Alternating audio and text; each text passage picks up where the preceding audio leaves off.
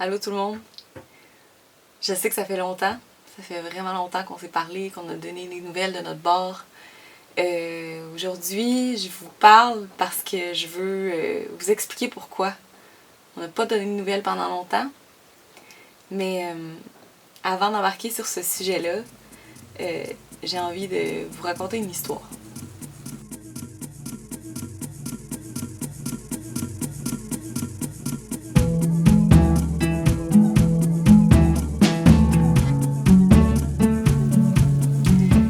Je me rappelle le jour où est-ce que on a eu pour la première fois l'idée de partir sur un voilier, Eloi puis moi. Pour moi, à ce moment-là, j'avais besoin de partir, j'avais besoin de trouver une façon de voyager. Puis le voilier, c'était vraiment quelque chose qui m'interpellait puis qui interpellait Eloi aussi. Grâce à un livre qui m'avait énormément inspirée. J'avais découvert, Eloi connaissait déjà, mais moi j'avais découvert une route qui s'appelle l'Intracostale, qui est comme un canot en fait qui longe toute la côte est américaine puis qui se rend jusqu'en Floride. Ce qui était vraiment intéressant du chemin de l'Intracostale, c'était que ça permettait à n'importe qui avait de la volonté puis un peu de courage de faire un voyage jusque dans le sud avec un voilier sans nécessairement avoir besoin d'expérience. T'sais. Parce que tout était à moteur ou presque. Dans ce temps-là, moi j'avais 19 ans, Eloi il avait 20 ans, on venait juste de sortir de l'école. On n'avait pas de bateau, évidemment, puis on avait des jobs comme la restauration. Moi je travaillais en restauration, Eloi aussi. Donc c'est sûr qu'on n'avait pas le budget en fait pour s'acheter un bateau à ce moment-là. Mais on avait tellement envie de partir. Puis un coup, je me rappelle un matin, on s'était levés, puis on discutait, puis Eloi me parlait que ses parents avaient un voilier qui s'appelait le Galway Bay, qui était un Tanzer 28, 1973. Puis c'était le voilier de leur famille sur lequel ils avaient navigué pendant plusieurs années, quand Eloi était tout petit. Puis ce voilier-là, en fait, il était sur terre, il broutait dans un champ là, depuis 7 ans, puis il servait pas à personne. Puis moi, d'un coup, ça a fait, ben, faut qu'on aille le voir. Donc on est allé voir ce voilier-là, puis en fait, le Galway Bay était littéralement le voilier parfait pour partir jusqu'aux Bahamas. Puis il était parfait parce que il était là. Parce que, en d'autres termes, il était loin d'être parfait. Le moteur, c'était un Volvo MD1B, un vieux moteur 1 cylindre qui avait besoin de 2 personnes pour démarrer. Ça prenait une personne qui pesait sur le piton dehors pour allumer le starter et une personne en bas pour baisser le levier de compression. Fait qu'il fallait toujours être 2 pour partir ce moteur-là. Le voilier n'était pas du tout équipé pour être autonome en électricité. Il n'y avait pas de GPS, il n'y avait rien. Le gréement et les voiles étaient toutes d'origine. La quille avait besoin de travail aussi. Il fallait refaire un anti-fouling sur le bateau. Bref, malgré tous les défis qui se mettaient sur notre chemin pour partir, la peine était là. Puis on a décidé de travailler fort. Il fallait qu'on achète des outils, il fallait qu'on achète des casseroles, des ustensiles, parce que, je veux dire, on n'avait même pas un appartement, tu sais, fait qu'il fallait vraiment se créer une maison dans Galway Bay. Fait qu'on partait vraiment de zéro, puis c'était vraiment une belle expérience d'apprendre à préparer un voilier pour le sud. Puis c'est très peu de temps après, là, en fait, 1 an après qu'on ait pris la décision qu'on partait sur le Galway Bay, on est parti. Ce qu'on fait là? Là, on s'en va au Bahamas. Je me rappelle, on était encore dans le fleuve Saint-Laurent, puis on n'arrêtait pas de dire Bahamas, Bahamas, on s'en va au Bahamas. Et ça nous paraissait tellement loin. Moi, j'avais l'impression que c'était presque un rêve impossible, tu sais. Je regardais l'état du bateau des fois, tu sais, je me disais, on part, mais on va-tu vraiment se rendre? Au final, ça n'avait aucune importance, parce que l'aventure, le sentiment d'aventure était là. Premier ancrage parmi des centaines. Tout était nouveau pour nous. Le dématage pour les canaux des alentours du lac Champlain, passer des écluses, dormir sur un voilier à l'ancre, parler au radio VHF. Quelque chose qu'on réalisait jour après jour, c'était que l'une des magies de se déplacer en voilier, c'est que ton arrivée à un endroit est le résultat de tous les efforts que tu as faits. Parce que tout dépend de toi pour te rendre à un endroit sur un voilier.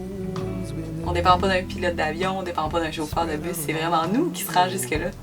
Puis je pense que le premier endroit où est-ce qu'on a senti une genre de magie, c'est quand on est arrivé à New York. C'était vraiment une de nos premières belles victoires de voir la ville de Manhattan à partir de notre voilier, de pouvoir aller se promener là, puis de pouvoir, pour un instant, être quasiment un citoyen de la ville de New York, tu sais. C'était fou de se dire que le Galway Bay nous avait amenés jusque-là, mais c'était pas juste le Galway Bay non plus, il y avait une grande part qui était grâce à Éloi. Parce que moi, à ce moment-là, je vous avoue que j'avais vraiment aucune idée de ce que je faisais. Allez, va! Oh non. T'as envoyé plein de savon en dedans. Pourquoi tu me filmes?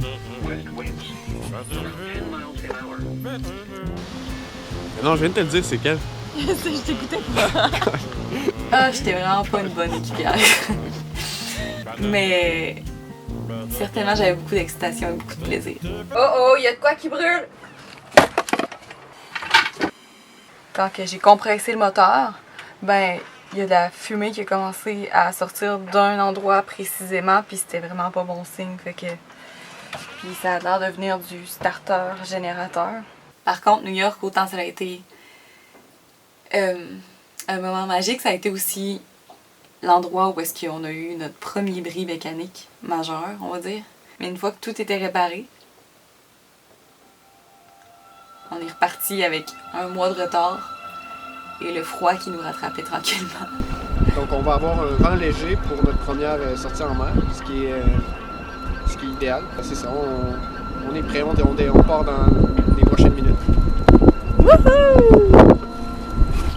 C'est qui, moi, tout, je me suis mis sexy. Quelque chose qui faisait un peu peur de ce départ-là, c'était que on devait larguer les amarres pour aller en mer.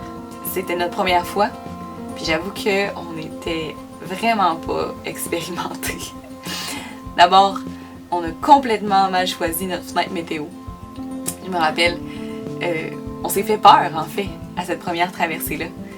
Parce que, on s'est fait peur parce qu'on était partis dans une fenêtre qui avait presque pas de vent, mais qui était juste après le passage d'une tempête. Et on s'était ramassé dans une mer résiduelle avec des vagues tellement hautes. Puis c'était une nuit où est-ce qu'il n'y avait pas de lune, il y avait plein de nuages, on voyait rien. Tout ce qu'on faisait, c'est écouter les vagues qui arrivaient vers nous. On comprenait juste pas pourquoi la mer était aussi haute. Puis on se disait, mon Dieu, si ça c'est la mer dans 10 nœuds de vent, ça va être quoi dans 35 nœuds de vent, tu sais? En tout cas, moi je me disais ça. Quand on est arrivé de cette navigation-là, moi j'ai comme fait une mini dépression, je me rappelle, là, je venais juste de descendre de mon adrénaline, puis je pensais à ma famille. Je me disais, mon Dieu, qu'est-ce que je suis en train de vivre en ce moment, t'sais? Pourquoi je me mets dans des situations comme ça? Pourquoi je me fais des peurs comme ça? Mais ça a fini par passer, évidemment, tu sais. Justement, après ce passage-là, 2 jours plus tard, il fallait qu'on reparte refaire un passage en mer, justement pour se permettre d'avancer, puis prendre un peu d'avance sur le froid. Puis cette fois-là, encore une fois, on s'était fait brasser. On avait eu du vent, on avait eu du froid, c'était tellement tough. Mais quand on est revenu de cette deuxième navigation-là en mer-là, cette fois-là, j'étais fière de moi. Donc c'était signe qu'on était bon pour continuer.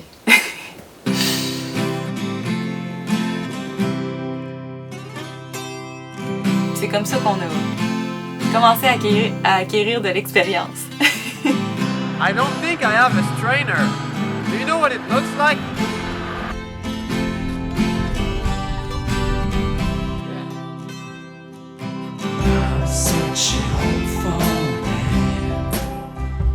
On va plonger dans ça. Enlever les algues autour de la liste. Corde sur métal, ben ça fait que la corde elle va se briser. Sur mousticale pour le hatch en avant. Alors ici présent, un premier essai de pain maison. Ça passe le temps. Par la suite, on a continué notre chemin. Tout se passait bien. On est arrêté à un endroit qu'on a adoré qui s'appelle Oriental. probablement notre coup de cœur numéro 2 après New York. Là-bas, à Oriental, il y avait un magasin de pièces de bateaux usagées où est-ce que Éloi passait tout son temps. Il était devenu super ami avec le propriétaire. Puis on avait réussi à trouver, pour tellement pas cher, une nouvelle grande voile puis un Dodger pour le Galway Bay. Tu sais qu'on n'était pas parti avec grand-chose, hein, mais quand on a ajouté un Dodger au bateau, ça changeait tout. Pour une fois, pendant les pluies, pendant qu'il faisait froid, on se sentait plus dans un cercueil, on pouvait garder l'entrée du voilier ouverte. Ça change tout, même en mer, tu sais, je veux dire. C'est assez de base quand même avoir un Dodger, quand j'y pense, là. On était vraiment fiers de nous. C'est aussi là qu'on a fait vraiment des belles rencontres. On avait rencontré un monsieur qui s'appelait Martin, qui avait un voilier en acier, qui avait tout retapé lui-même, avec des épaves, tu sais. Puis c'était quelqu'un qui nous avait énormément inspiré sur la possibilité, en fait, d'améliorer son voilier sans nécessairement avoir besoin d'aller dans les grands magasins où est-ce que ça coûte tellement cher, tu sais. Ensuite, on continuait notre descente. Puis c'est sûr que on aimait vraiment profiter des endroits qu'on découvrait. Des fois, on restait un petit peu trop longtemps. Ça faisait que le froid nous rattrapait. On a bel dehors, moi je suis en dedans. Puis il fait frais, puis on est bien en dedans parce que le moteur il a réchauffé le bateau. Oui, on est en train de se faire du café, puis on part bientôt, puis on a remarqué qu'il y avait de la glace sur le banc. Puis je me rappelle qu'il y a eu vraiment une passe où est-ce qu'on faisait une espèce de course contre le froid, là. Éloi puis moi, on faisait le relais. Une personne qui reste dehors à conduire le bateau, puis une autre personne à l'intérieur qui se réchauffe.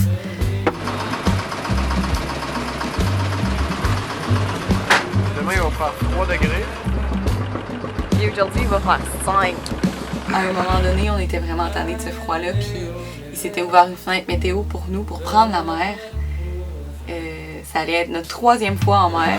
Puis ce qui était super, en fait, de cette fenêtre météo-là, c'est que ça pouvait nous amener en Floride extrêmement rapidement. Parce que c'est ça l'affaire, c'est que quand tu descends l'intracostal, t'as le choix, tu sais. Tu peux rester dans les canaux, à moteur, faire une moyenne de peut-être 35 000 par jour. Mais d'un autre côté, aller en mer permettait de sauver tellement de temps. Je veux dire, en une nuit de navigation, on pouvait faire l'équivalent de 7 jours dans les canaux. On sauvait presque une semaine de navigation. Puis on est arrivé en Floride avec une énergie de feu. Là. On se disait « Wow! » On était tellement contents d'arriver, on s'imaginait que nos gougounes, nos maillots de bain. Mais, tu sais qu'en voilier, hein, les choses ne se passent jamais comme on pense. On a un gros problème de moteur le matin. On voulait partir pour se rendre à Sainte-Augustine, puis ouais. Non. Ce que je peux dire en tout cas, c'est que on risque de rester en Floride plus longtemps que prévu. C'était triste en fait parce qu'on était dans un endroit, on était au mouillage dans un endroit qui n'était pas très bien protégé. Puis justement, ce jour-là, il y avait un vent fort qui venait. Donc on était au mouillage avec un moteur qui partait pas, puis des vents forts qui arrivaient. Ce jour-là, il faisait tellement froid, il faisait tellement pas beau, on avait décidé d'appeler une compagnie de remorquage pour qu'ils viennent nous chercher, puis qu'ils nous amènent dans un port où est-ce qu'on peut se réfugier, puis prendre le temps de réparer le bris. On va faire du Frankenstein. On va prendre différentes pièces. On va les rabouter. C'est pas le meilleur concept, là, le starter-générateur, parce que c'est assez fragile. Les brosses, ça prend de l'entretien, puis c'est pas... Mais le meilleur voilier, c'est celui que t'as. Puis c'est ça qu'on a. Puis c'est là, en fait, que... Ouais. Les gougounes puis le maillot de bain, ils ont pris le bord assez vite. On s'est ramassé dans une marina en Floride. Puis on a vécu les journées les plus froides, là, les plus froides de tout notre voyage. Ça a pris 1 mois avant que on finisse par recevoir une pièce qui était exactement la pièce entière qui avait brisé. Éloi, par miracle, avait comme réussi à trouver un vendeur de ce genre de pièces-là. Sauf que le truc, c'est que quand on l'a installé, puis ça c'est drôle parce qu'on n'en parle pas dans les vidéos, mais quand on a installé cette pièce-là, le starter, oui, fonctionnait, mais quand on faisait la compression du moteur, on entendait un bruit de décompression, comme si je connais pas assez ça pour bien l'expliquer, mais il y avait vraiment un son qui faisait que tu sentais que la compression se faisait pas bien dans le moteur. Encore une fois, c'était comme une étape de plus de OK, comment qu'on va faire pour se rendre au Bahamas à partir de maintenant, tu sais. Éloi avait fait appel à un mécanicien cette fois-là qui était venu démonter la tête du moteur. Puis il avait fait quelque chose de très rapide. Il voyait, clairement le mécanicien il voyait qu'on n'avait pas beaucoup d'argent, puis qu'on avait vraiment envie de s'en aller. Puis il a fait quelque chose de vraiment rapide avec les valves ou je sais pas quoi, je connais pas ça. Il a remis la tête du moteur, puis de nouveau le moteur fonctionnait. Puis on est parti.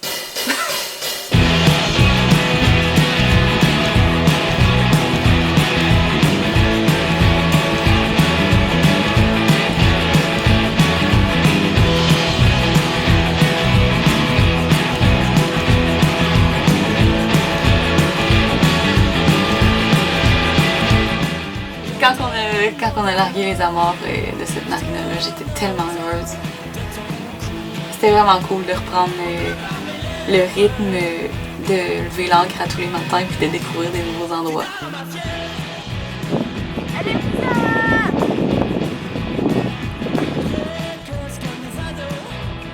Attention, attention! Une traversée jusqu'au Bahamas, c'est annoncé pour cette nuit. Mais avant, on se rend à Miami. Bahamas, Bahamas, Bahamas. On a fini par arriver avec le bateau à Miami, la veille de notre première traversée en mer. À 1h du matin, on s'en allait lever l'ancre pour faire notre première traversée, la traversée du Gulf Stream jusqu'au Bahamas. On avait choisi une fenêtre météo où est-ce qu'il y avait pas de vent, puis à moteur, on est parti.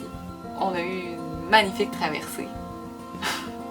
Chose certaine, encore une fois, on n'avait pas d'expérience, on n'avait aucune idée de comment traverser Gulf Stream. Normalement, cette navigation-là prend 8 heures à peu près, mais elle nous avait pris 16 heures. Juste parce qu'on avait mal planifié.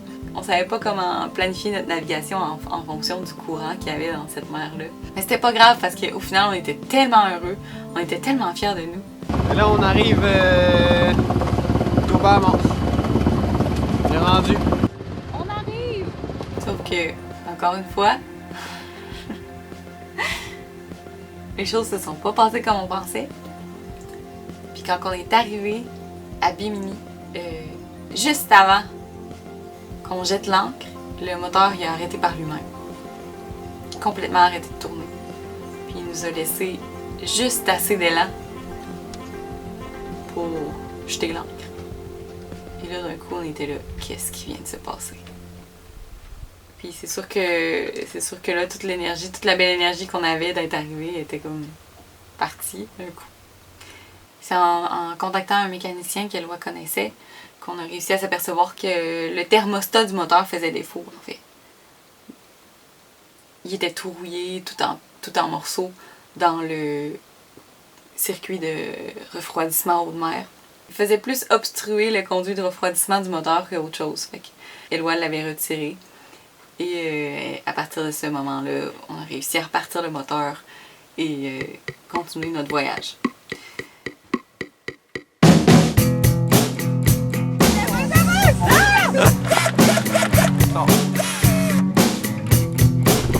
On a un poisson! Ah oui, vite, vite, vite, vite!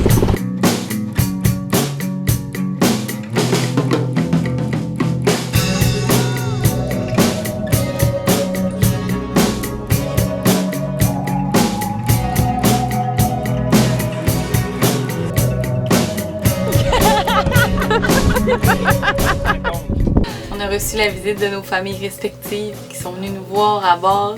Ça, c'était complètement magique de pouvoir leur faire vivre notre mode de vie qui nous plaisait tellement à ce moment-là. On s'est créé aussi des vraiment belles amitiés.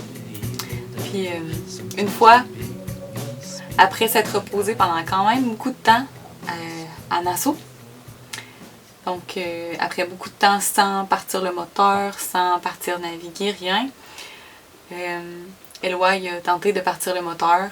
Puis il s'est aperçu que notre Volvo MD1B était saisi. Et que c'était fini en fait. Le bateau, il n'y avait plus de moteur officiellement fonctionnel. Donc ça a été un moment assez décisif parce que même si on faisait des vidéos à ce moment-là, notre chaîne YouTube n'était pas assez grande pour nécessairement continuer avec les sous qu'on faisait. Toutes nos économies avec lesquelles on était partis s'étaient envolées à travers toutes les bris mécaniques, les frais de marina qu'on avait eu à travers le chemin. Donc on n'avait plus d'argent, on n'avait plus de moteur, on était pris en assaut.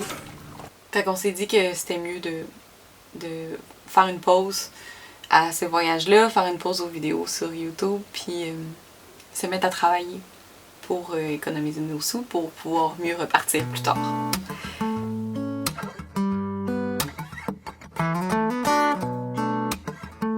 Ça, c'est un peu la partie aussi que, pour ceux qui ont écouté toutes les vidéos, c'est dur de voir c'est quand qu'on a arrêté exactement, c'est quand qu'on a recommencé la chaîne YouTube. Mais en effet, il y a eu une pause de 2 ans pendant laquelle Éloi et moi, on a travaillé comme des fous pour ramasser nos sous. L'idée à partir de ce moment-là, c'est qu'on voyait que le Galloway Bay, si on voulait continuer sérieusement à naviguer en mer, puis on va dire faire le tour du monde, le Galloway Bay allait avoir besoin d'énormément de travail. Parce que tout était d'origine sur le bateau. En plus que le moteur était saisi, tu sais, on se mettait à penser, qu'est-ce qu'on serait mieux de faire? Est-ce qu'on est mieux de mettre de l'argent dans le Galloway Bay pour le rendre prêt à, on va dire, faire le tour du monde? Ou est-ce qu'on serait pas mieux de prendre cet argent-là puis de recommencer à nouveau avec un voilier qui a un petit peu plus une allure hauturière, qui est peut-être un peu plus en meilleure condition, plus récent? C'est là que l'idée de peut-être un jour vendre le Galloway Bay puis s'acheter un nouveau voilier a commencé à germer dans nos têtes. Ni Éloi ni moi, on avait envie de retourner au Québec. On venait de découvrir une vie remplie d'opportunités, une vie simple, remplie d'aventures, une vie minimaliste qui faisait qu'en aucun cas on s'imaginait vivre une vie terrienne dans les 5-10 prochaines années. C'était assez clair pour nous qu'on allait continuer à voyager sur un voilier. Quand j'aurai mon voilier, nous partirons tous deux bien loin, très loin. Il y aura avec moi que ma guitare. Donc pendant 2 ans, on a travaillé, on a économisé nos sous, jusqu'à ce qu'arrive le COVID-19. Comme tout le monde, à peu près, Éloi puis moi, quand que le COVID-19 est arrivé, on a perdu notre travail. Ce qui a fait que d'un coup, on s'est dit qu'est-ce qu'on devrait faire. Quelque chose de bien, c'est que à travers les 2 dernières années, Éloi avait réussi à trouver un nouveau moteur pour le Galloway Bay. Un magnifique Yanmar 2GM. En tout cas, c'est toute une histoire si vous voulez voir la vidéo. Puis, comme le COVID venait d'arriver, puis qu'en tant que tel, on n'avait pas d'emploi, d'un coup, on avait un nouveau moteur, on était capable de partir.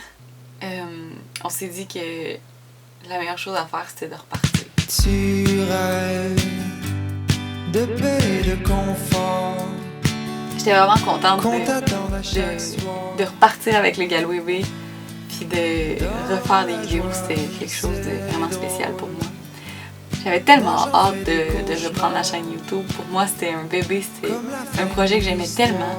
C'était tellement cool. On était repartis avec 5 voiliers au total.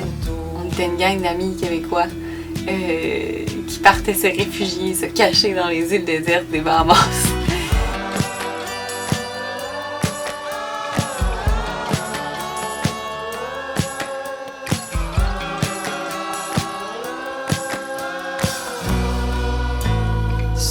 Mais reste que le Galloway Bay nous faisait encore la gueule, en quelque sorte. C'est-à-dire que, oui, il y avait un nouveau moteur, Yanmar 2GM qui partait comme ça, mais on s'était aperçu à force de naviguer un peu que le gréement dormant du voilier commençait à briser câble par câble.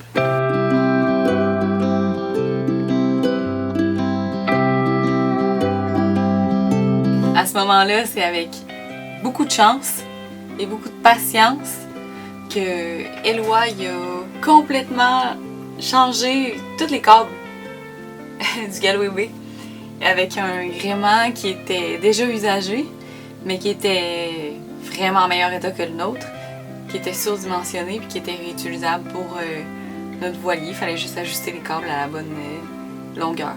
Fait que Éloi, avec beaucoup de patience, dans les Bahamas, avec accessibilité à presque rien, il a réussi à changer tous les câbles du voilier. Puis c'était un gros travail, mais c'était vraiment nécessaire parce que on savait qu'à un certain moment, il allait falloir sortir le bateau du pays. Puis pour ça, il allait falloir aller en mer et avoir un voilier à peu près sécuritaire pour s'en aller. Ces moments-là ont été nos derniers plus beaux souvenirs avec le Galloway Bay parce qu'à l'intérieur de nous, on savait très bien qu'on allait devoir bientôt dire au revoir à ce bateau-là.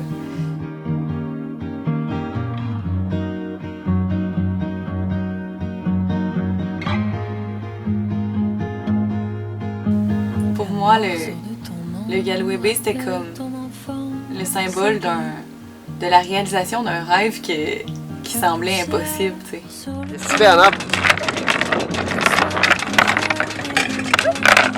Je suis en train de lever l'ancre. C'était tellement un voilier simple que à chaque départ, j'étais comme surprise et émerveillée de voir qu'on était capable de franchir une nouvelle étape avec ce bateau-là. J'avais l'impression d'avoir tellement grandi dans ce bateau-là que penser à l'idée de le quitter, j'avais l'impression d'abandonner un membre de ma famille. Tu sais. Ce bateau-là, il y a un attachement sentimental avec la famille à Éloi, mais aussi avec nous parce que ça a été une chance. Ça a été vraiment une énorme chance. Puis on est vraiment contents. Tu nous as donné la chance de faire ce qu'on fait en ce moment. Merci Aidé, merci à ton père, merci à Jeanne aussi, merci, ta papa. mère. Sans ce prêt-là, sans que ton père nous ait prêté ce bateau-là, on aurait peut-être... Je sais pas si on serait parti. Check là, on voit le plan du Galloway Bay. C'était un cartable que j'avais fait avant qu'on parte. Puis c'est juste rempli de souvenirs de genre tous les préparatifs qu'on a faits, tout le moment qu'on a rêvé à partir, puis qu'on se préparait. C'est beau rêver à partir, hein? L'avant-départ, c'est tellement excitant, là. Puis c'est juste de refouiller dans tous ces souvenirs-là, ça me rend émotive. Ça va être tough, se séparer de ce bateau-là.